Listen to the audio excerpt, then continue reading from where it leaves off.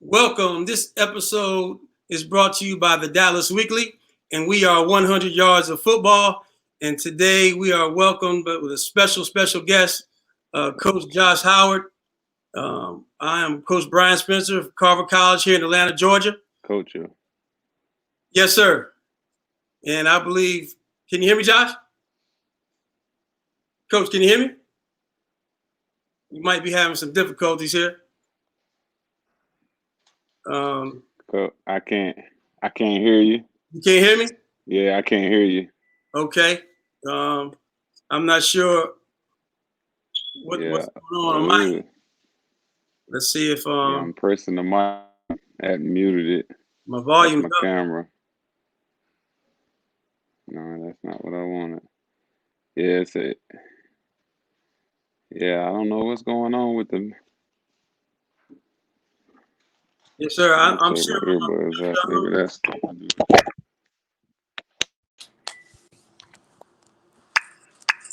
All right, everything's turned up. I'm sorry, y'all. I can't hear you. Okay, I'm turned up as well. We got the clip rolling. Maybe we can, by the time the clip finishes rolling, we might be able to get this fixed. Can you hear me now?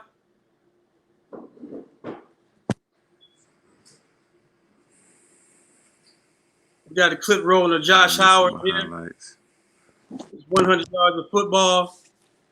Sports Talk Radio. I'm your host, Bryan Spencer. We're being welcomed by Josh Howard here today. We might be having some technical difficulties while we got his clips rolling. I can't.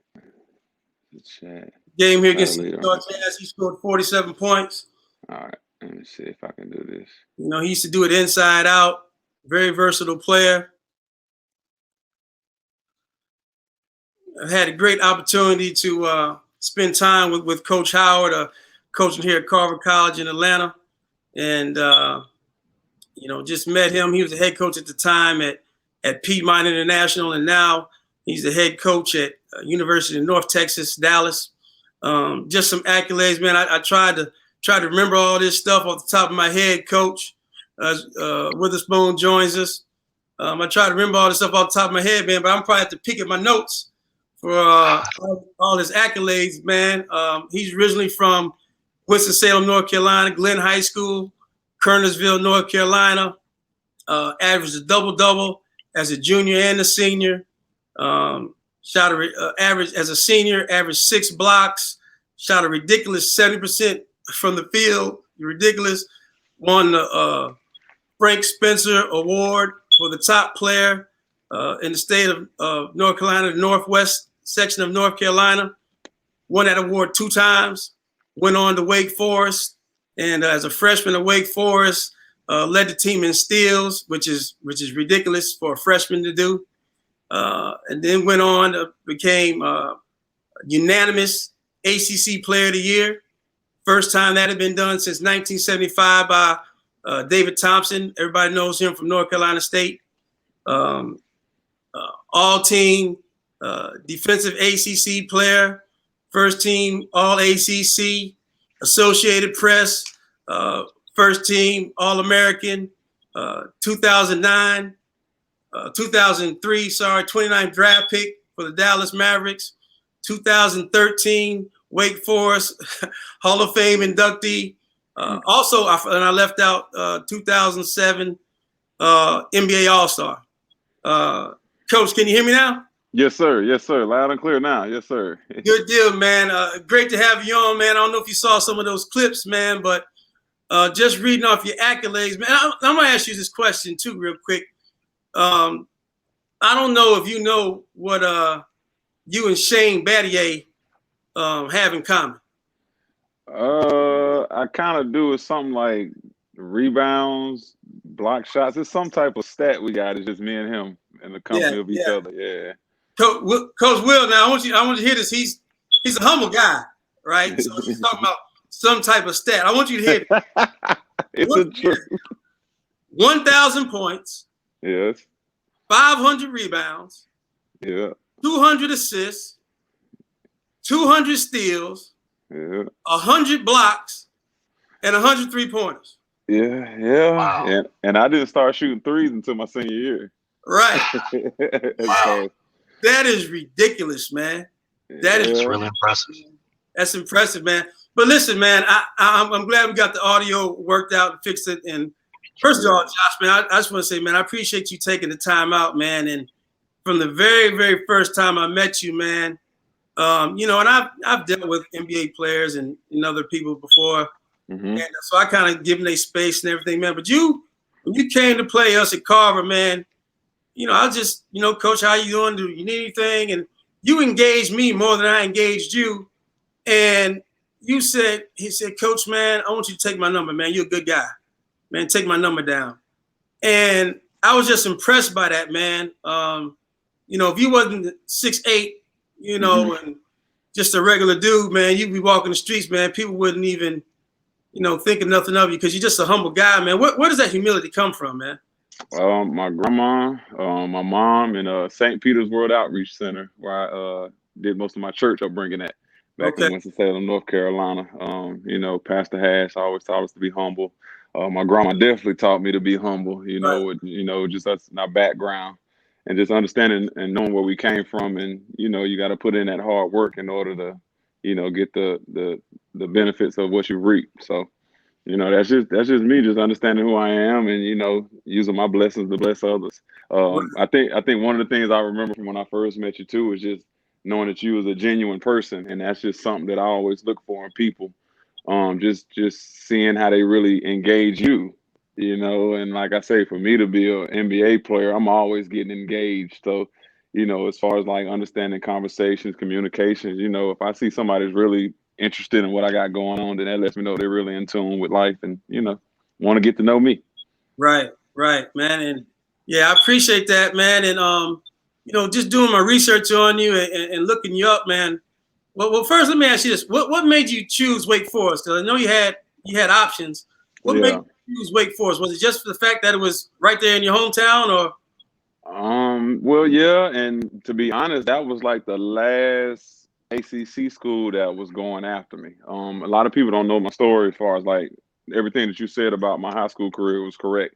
I was just one of those kids that fell up under that umbrella of not passing the SAT, but I had every grade in school. Like I never failed a class, any of that. So when I went away to Hargrave, you know, it was just something that helped me boost my morale about life and again approaching the game of basketball. So it's just like things like that about my life that a lot of people don't know that I use as a motivational tool to basically get me to this point in life now. Right. And now you were 2013 inductee to the Wake Forest Hall of Fame, and I watched that speech, man, and I was moved by that. Yeah. I was moved by that speech. But even prior to that, I could just tell by the man that introduced you, man, the love that Wake Forest has for you. And in watching your speech, I saw the love that you have for Wake Forest. But I don't want to be controversial, but I want to add, you made a statement in that speech. You said for this community to embrace me and welcome me, just a young black kid from Wake Forest. You know, what made you make that statement, man? I mean, you can say it yourself and hear it. Right. Wake Forest is a PWI. Right. You know, I was raised around African Americans. You know, HBCUs is what was pushed to me. So, you know, for Wake Forest, which was on the other side of town, to give me an opportunity, yeah, you have to take your hat off to them because they could have easily went and gave that scholarship to somebody of their color. Right. You know, so that's just a part of life, and that's not being controversial. That's just, you know, what I said at the time, and Wake Forest alum before me, after me, they all understand that. So, you know, hats off to Wake Forest University, because if it wasn't for them giving me that shot, Dave Odom, Mr. Wellman, Jane Caldwell, I mean, the list goes on, man. Like, I wouldn't be who I am as well, you know, with understanding what's going on in the world today, you know, because it was definitely going on then when I came out of college, and it was going on way before I was even placed on this earth. So, you know, for me, it's just like, using my resources to better myself and then better my community. And if Wake Forest has a hand in that, then Wake Forest is definitely gonna get appreciated about that. So right. I like that, man. And now speaking of Wake Forest and your Hall of Fame and your speech, man, you spoke about a coach that I know that is near and dear to you, man, in your heart, Coach Skip Prosser. mm-hmm. And just speak to the influence that he had on your life and the statement that you made about don't be a 3 to 6 guy, be a 6 to 3 guy. Yeah, I mean, Coach Prosser, and I'm thinking about all the cliches he used to throw at us, and that's something that I use as a coaching tool, for my young men. And that statement you said, don't be a 3 to 6 guy. A lot of people didn't know, but college sports, a lot of times you have practice from 3 to 6. That's like your free time, and trust me, college coaches are gonna take that time. So Coach Prosser used to always harp on I don't, basically care what you do between the hours of 3 to 6 because you're with me. He said what defines you is what you do from 6 to 3. If you got study hall right after practice, I mean, you got to do it. It's a part of your job. Wake Forest basketball, student athlete, that's a job. That's why another thing I'm kind of going to say this is like I feel like athletes should get paid because they literally do more than what a student does. And that's no disrespect to a student. I just don't think, it's a parallel as far as like people looking into what student athletes do on a regular basis. So, again, it's just like really being conscious of your surroundings and understanding, what's going on and how you got to motivate yourself along with seeing how people are watching you so you can motivate them as well. Right. And I have seen, the relationship that you have with your and I'm kind of upset, Coach, because you got me the last one, man. Hey, y'all had us. I know. It wasn't nothing I could say. Y'all had us. Oh man. But your guys, man, they respond to you well. Mm-hmm. They really respond to you well, man. And I can tell, the relationship that you had with them, it played a role in you guys, coming back and winning that game, man. So I know that, a lot of what you learned from Coach Prosser and Coach Odom, those guys, has influenced your coaching style. Yeah, and like you said, Coach Prosser just cutting my light bulb on, excuse me. Not saying that it wasn't on before I got him, but Dave Odom definitely taught us a lot. But Skip really, taught me about the intricacies of being a man and understanding how sometimes you got to give and take and, knowing what battles to fight. That was one thing I definitely learned from Coach. So, I miss that guy, and I just, I live, and I hope he lives through me with my coaching. I know his son is coaching, and I know he's probably living through him as well. But Coach Prosser touched a lot of, athletes from Wake Forest and beyond. Right. So then you graduate from college. You 29th pick by the Dallas Mavericks. What was the major transition that you had to make from the college level to the pro level? Just adjusting to not being the man. Like again, with you reeling off those accolades and the things that I was able to accomplish. If it wasn't for my teammates, the coaching staff, at Wake Forest and my support staff, like I wouldn't have been able to transition to NBA ball like I did. Coming into a top-notch program or, top-notch team, in the Dallas Mavericks, it was just like I had to come in here and show them that I could live up to the challenge and live up to the expectations of what they thought of me for them to draft me. So, I was prepared well. Again, I take my hat off to that military school year too, because it helped me kind of like harden up, I guess you could say, and understand like you can't necessarily go out and, do the things that most young men do at the time, but for me, it just taught me, understanding who I am and understanding that I gotta be on top of my game before I can help anybody else. Right. So, you spoke on Hargrave twice, and a lot of kids these days are going post grad and doing those extra things like that. What would you say to a kid who, because all kids want to play in the NBA, what would you say to a young man that wants to go to the NBA, but high school maybe has not gone the way that they would hope that it would gone for them? They didn't go to the college that they may have wanted to go to. The road hasn't been smooth and easy because you had a challenge and you had to go to Harvard. So what would you say to a young kid who's going through some challenges, but he still wants to get to the league? What would you say to him? I would tell them to run their race. And when I say that, I mean, don't be looking to your left or looking to your right to see what somebody is thinking or saying about you, and you got a goal at hand. Plies just really said that on Instagram the other day, and it really, rung a bell or cut a light bulb on my head because it's true. Like when you're running the track or a race, you're not turning your head to the right or to the left to see where the next person is running beside you. You're looking ahead at that finish line because that's what your focus is. Right. So regardless if you have to go to military school like myself, or if you get a full ride straight out of high school, you should take advantage of it. And for those kids that's on here that's listening, like if you have a second or third chance opportunity from a guy like myself, a coach right here, I wouldn't play around with that. Right.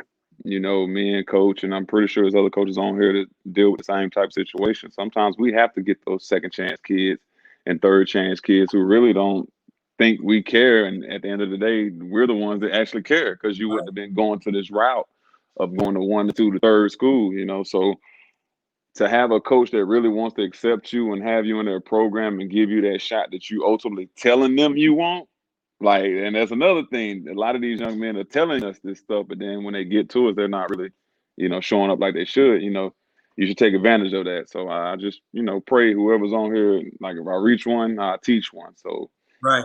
I just pray like if somebody gets that message because, like I say, for me, basically we were the start of prep school when I came out in 1998. I was a product of prep school, and now it's gonna snowball to something big. Right. I went to prep school with football players and basketball players, to put it in aspect for some of you people that's listening. Probably like 100-something kids went to Hargrave. Out of those 100-something kids, Charles Grant, myself, which is Josh Howard, Charles Grant played professional football for the New Orleans Saints. I played for the Dallas Mavericks and so on. And my best friend, my good friend David West, were the only 3 Division I athletes out of 100-something kids that made it to the NBA. So it's a statistic that's eye-opening, and it should make these young men and women realize, like, basketball, football, whatever your sport of choice is not going to be most likely the sport that you finish out with. You're going to probably end up getting a job. So you need to prepare for that. Right, man. That's good words, man. I know Coach Witherspoon has some questions for you too when he joins us back. Yeah. But, those are words that I know is sincere from you. And just from being around you, the times I've been around you, like I said, how your players respond to you, I know those words are sincere, and so I appreciate you sharing that with our audience. And I talked to you in the a couple weeks ago, and I realized that you still a Mavericks fan. Yeah. And, they've making a good showing of themselves in these playoffs. Yeah. And you made a statement to me about their bench. How do you think that bench is faring for them so far? And what do you think is going to have to happen in the next 2 games for them to continue on? Well, most definitely, the Mavs are one of my teams that are always going to be near and dear to my heart. So, yeah, anytime I see them out there playing, I'm definitely going to be pulling for them. And like I shared with you the other day, if the bench shows up, that's a supporting cast that's going to give Luka and those starting guys a chance to, catch their breath and come out, with more energy than what they've had. Of course, a lot of people don't realize the grind of playing a basketball season / tournament, whatever you want to call it, is real.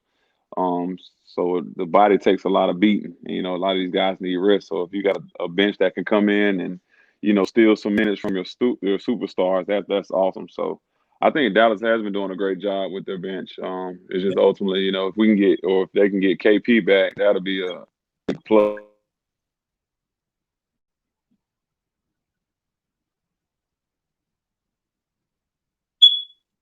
Bigger than their role, sky's the limit. Right. Mm-hmm. Coach? Well, Coach, you mentioned KP. Yeah. And he him not being out with the knee soreness, I'm sure that's something that has played a huge role. Just talk about real quick what element is Dallas missing when you have someone of that caliber that's not out there to help? I mean, that's like your second scorer, second in command, a guy that you can depend on to give you 20 points and 10 rebounds. So again, that goes back to what I was saying. Like if you can get a role player that's typically averaging 5 points off the bench to give you 7, oh, that's a plus. Like you gonna need that extra support, So, being able to play, without some of your key pieces, shouldn't be an issue because as a coach, and I know coach, and both of y'all can, agree with me, you're coaching your whole team up as one. So if one guy goes down, it should be at least 2 guys that's there to pick him up as far as like pick up his slack, even with some of the starters that's around. So, it's some guys on the team that definitely have opportunity to show, what they're worth instead of mumbling and grumbling, behind the scenes, like, here's your chance now, So, and I think that's another part of the game that a lot of these young men don't realize. Like, everybody has high expectations to be the starter, but you're not going to be the starter. Everybody's not going to be a starter. So you got to get in where you fit in and show your worth. So, yeah, I think Dallas will be all right. So what's your prediction for this next game? Because I know they definitely weren't happy with how they went out. Last night it got a little rough for them. So how do you feel like what is it going to take for them to be able to bounce back this next game? I think at this point now it's like, playing with no remorse, going out there and leaving it on the court because at this point they're down. Even with the Luka Marquise Morris issue with the stepping on the ankle, like at this point, yeah, if you want to take it how you see it, it's time to just go out there and play, regardless of what, if he didn't mean it or not. Now it's time to go out there and really just leave it out there because the next game you might not have a next game. It's time to go on your vacation, or as like Chuck and Shaq would say, it's time to go fishing. So I know they don't want to be walking around on TV with their fishing poles and all that good stuff. But, at the end of the day, I just commend all the NBA players for, taking a chance to do this in the bubble. I mean, to each his own, but, I commend them for even doing it. Well, Coach, I wanted to, you touched on when you and Coach Spencer were talking, you talked about, your own difficulties and, running your own race. I was listening to the interview with Paul George last night. He talked about, his own mental health, being in the bubble, and just the struggle that has been, just trying to stay upbeat and positive and focus on the task at hand. Talk about just for the kids that are listening, talk about the importance of having that mental fortitude and being able to work through adversity so that you can accomplish a goal. Yeah, it's important. That's another thing I teach, and like Coach can allude to. Like, I always preach on your mental capacity, what you can push through, understanding that it's all in the mind. So yeah, you have to have control of your mind because if you don't have control of your mind, that's an idle place for Satan to set in and run rampant. So if you keep something fresh on your mind, keep something, as I say, happy thoughts. I wake up the same morning. If somebody asks me, same person call me every morning, ask me how my morning is, I'm always say great, because you got to speak it into existence. So for these young men and women out there, like, you can't let nobody take your confidence. I mean, I can give you an example of myself.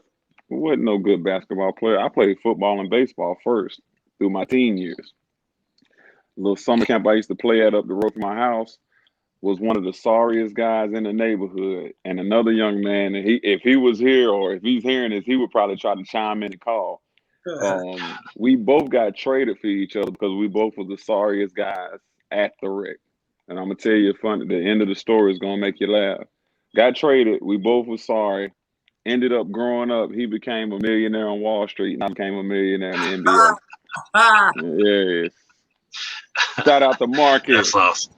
Yeah. So, That's awesome. Stories like that, if a kid hears that, like I say, reach one, teach one. If one of these young men and women hear that story and really believe like, hey, that's all I got to do, you don't necessarily have to make it to where Josh Howard made it, but whatever your goal is, as long as you can get to that goal, man, you succeeded.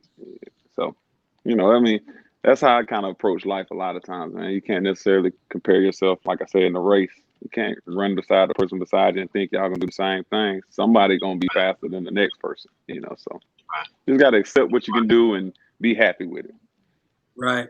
Yeah. Well, listen, Josh, man, we appreciate your time, man. We're not gonna hold you long, man, but we definitely want to give you the opportunity to speak about, now you're a coach, your coaching career now.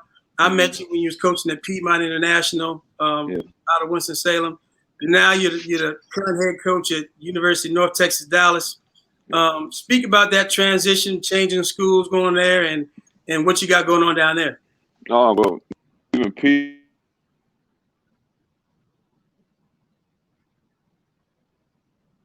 We having some. Can you hear me? Yes, sir. We can hear you. Okay, yeah. Leaving. Well, it's Carolina University now, but leaving, Piedmont was definitely tough for me, especially leaving, my former players, some of the staff that was definitely awesome towards us. So, and leaving my hometown of Winston-Salem, where I know people had access to me and could come to games and see me. But like you say, the transition down here to where, my main family, my immediate family is definitely a breath of fresh air. I don't have to sit back in North Carolina and wonder what my kids are doing at school. And I know they just a phone call away or a drive down the street, so to be able to be here and coach and do something I love in an area where I've already had success at, it's definitely a plus for me as well. So I'm just going to continue to try to be an impact in this community with my basketball team, and also, give my basketball team or use my platform for my basketball team and others, to help them succeed and be the best they can be in life. Right. So now, do you have any players key players that you got on your team this year, or what do you have coming back that makes you think that you're going to have a successful season? Well, this is our inaugural year, so everything that I'm doing this year is from scratch. So the biggest thing for me is to come in and set a tone of organization for the young men, letting them know that they do have a coach that's got their back. And definitely, when it comes to the basketball world, just prove people wrong. I know a lot of people think maybe just because we're the new kids on the block that they're going to come in and, beat us, but, not talking junk, but, coach, you coached against me and see like I'm really in tune with what I'm doing. So if I can get my young men to buy in and understand, like I don't want nothing from them but to win, we gonna be fine, So that's what I'm going through as far as like the transition now. On top of COVID-19 definitely has made the summer difficult, and I know we haven't talked about it much, but just in general, what's been happening to our African American men and women, Right. That's definitely been another situation that I've definitely kept an ear to. Definitely been vocal in my past about it, and understand what's going on. I just again want to use my platform to educate people on what they don't know, because that's ultimately what it is. And the ones that do know, and play like they don't know, you just got to pray for those type people and, continue to move on and press forward. Right. Coach Will? Oh no, that's perfect. That was the last thing I wanted to touch on. Just kind of see how you felt with everything that's happening right now. The most recent, which is it's disheartening in itself, but the Jacob Blake situation. If you want to take a second to just kind of touch on that, and how what you felt, when you saw that video, what can we do to help the situation, things of that nature. Well, initially what I felt was, here we go again. And I'm pretty sure every African American or anybody that supports Black Lives Matter movement has definitely said. And, it's just, again, it's just sad to continue to see the same reoccurring event. And I guess you could say nobody from the government or higher ups tries to intervene or, just put a foot down and stop it. So again, for me, and I've took heat for when I've said what I've said in the past when people weren't ready to hear it. For me, I learned just to go out and, again, like I said, educate. If people don't want to know about what's really going on, then that's fine, but you can still educate those. Like I said in this segment, reach one, teach one. You'll never know who you can, make realize, what's going on in the world is really not what's going on, and they want to know the truth. So my piece of advice to anybody is continue to educate yourself and then educate those who want to know, and continue to love. I think that's a big thing that I take from a lot of people in life is you have to love in order to be successful, man. And you want to treat somebody how you want to be treated, So I think if people really listen to that cliche, treat people how you want to be treated, I think the world would definitely be a different source. Stop. Absolutely. Man, that's a great note to end on, Coach, and appreciate you, man, just taking the time out. Once again, man, probably one of the greatest guys in this industry that I've met. Just the humility that you have and the sincere care that you have for your players and the people around you. I can tell by the love that they show you and the love that you show them that you're going to do big things in this game, man. Whatever it is that you want to do in terms of coaching, I believe you're going to have the ability to do. So we've been joined by Josh Howard. We're seeing some of his clips right there.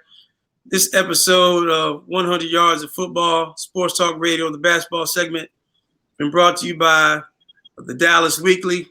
Coach, appreciate you for coming on, man, and spending some time with us. Definitely appreciate it, man. And we got to do it again. And we got to get a game, man. We got to get a game.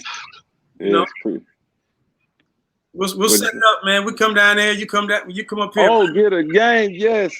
Soon as I couldn't hear you because it went out, but soon as this COVID mess get cleared and we find out, yes, because I would love to have y'all come down, man. And if we can get away from here to get those guys, different scenery, I definitely bring them out to South Carolina. That's our side of the woods over there. Yeah. So yeah. Yes, sir. All right, Coach. Appreciate it, man. Yes, sir. Y'all be blessed. Yes, sir. This has been 100 Yards of Football, Sports Talk Radio, the basketball segment, brought to you by the Dallas Weekly. I'm your host, Bryan Spencer. Been joined again today by Coach Will Witherspoon and Coach Josh Howard, the current coach of University of North Texas, Dallas. Remember, until next week, life is not important except the impact it has on other people's lives. So go and impact somebody's life in a positive way.